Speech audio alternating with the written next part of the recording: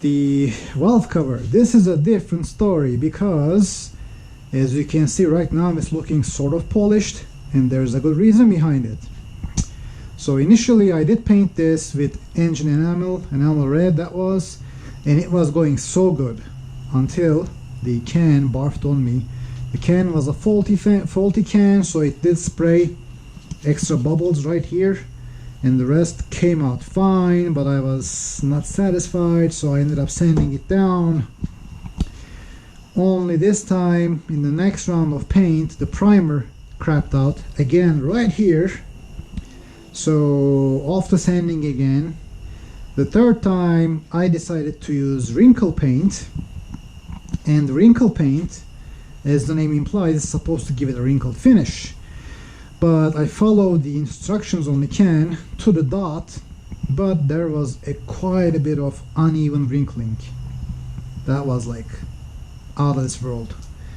So I ended up wire brushing the whole thing. Of course, aluminum steel wire brush doesn't work, but against my best interest I used steel wire brush, which ended up scarring the surface. So I ended up applying more primer to cover it. Didn't work, and so the final round I used paint remover, which is nasty stuff. I don't recommend using it. It's chemical. It will burn through most rubber, so I did use as much caution as I could. Bring it back to bare metal, and today finally I'm gonna try the wrinkle paint one last time, although this time I'll do something differently, because if you look at the paint, this is the old one, but it tells you to wait 5 minutes between the coats and let it wrinkle on its own. A lot of people on the internet that you might see use a heat gun to have the thing wrinkle, because one thing I learned, and you gotta learn from my mistake in this case, and trust me, this won't wrinkle on its own. It will wrinkle some, but it will wrinkle extremely unevenly. So I had a lot of uneven wrinkling. Like these areas were all smooth, these were wrinkled, some areas smooth, some areas wrinkled, and on the can it says apply again to unwrinkled areas, which I did, which made an even bigger mess. So don't wait for it to wrinkle on its own, just use a heat gun, as I will do right now, and in between the coats cover it with something, because in the first run of paint, I forgot to mention, I didn't cover it, and paint did attract a lot of bugs. I don't know what's in the chemicals, but it attracts especially the tiniest of the bugs that of course get trapped on the paint and ruin it.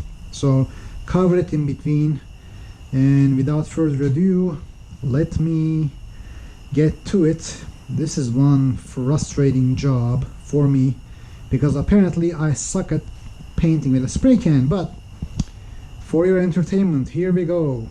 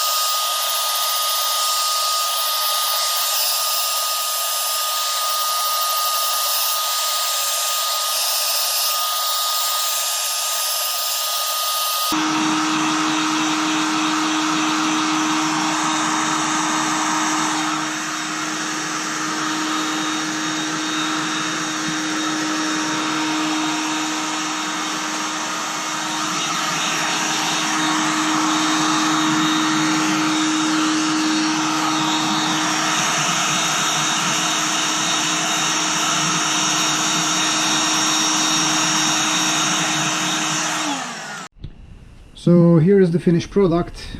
I must say it is still not as good as I was expecting it to be, mostly because I messed up over here. As you might have seen in the video, something landed here which I wanted to take off, but I couldn't, so I ended up spraying over instead of having it sit there.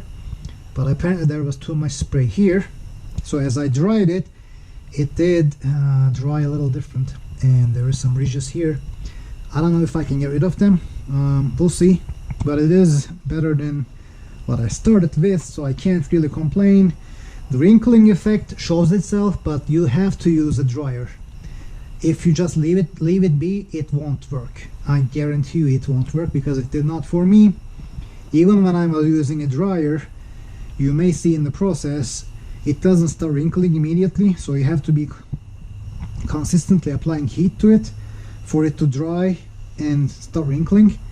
And the other thing I want to mention here is that it has masked most of my imperfections, mostly because of this uneven finish due to the wrinkling.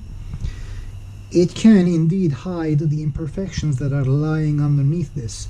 Of course, it could have ended better, but it is what it is. I'm just documenting the progress, and the least you can do is learn from my mistakes, and some of which I try to detail in this video, but it's okay. I'm not too enthusiastic about it, but I will still put this up there or out there just so you can see my poor painting skills with a spray can, and let alone I plan to paint the card itself. I don't know how that's gonna work, but this is it for tonight. Nope, we are not done. So my OCD kicked in, and I just could not leave this ugly piece like as it is. So I decided to do something crazy and sand this part down and hopefully not mess it up, and reapply the paint. For this, our tools of attack are sanding sticks and sandpaper, some helpers. So let's see. Oh, I'm coming down to the metal even.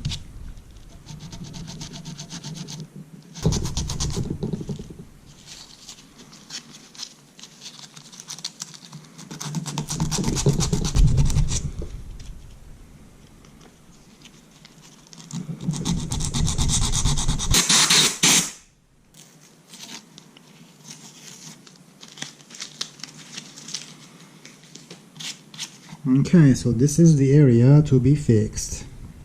This was the main area, as you can remember, where there was excessive wrinkling. Okay, that is some excessive amount of taping.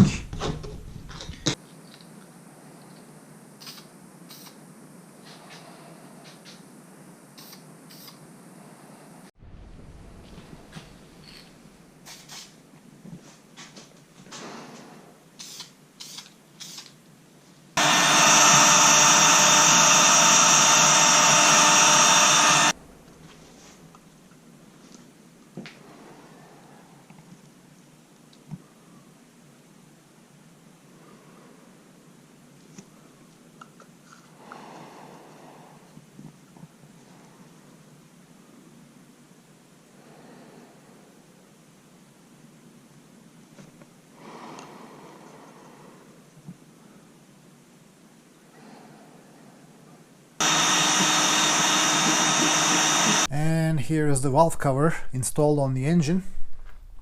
As you can see, with the components piling up on the cover itself, it is not looking too shabby considering what I started with. So the moral of the video is, one, don't be a fool like me and use aggressive abrasives on your aluminum valve cover and create scars in the process.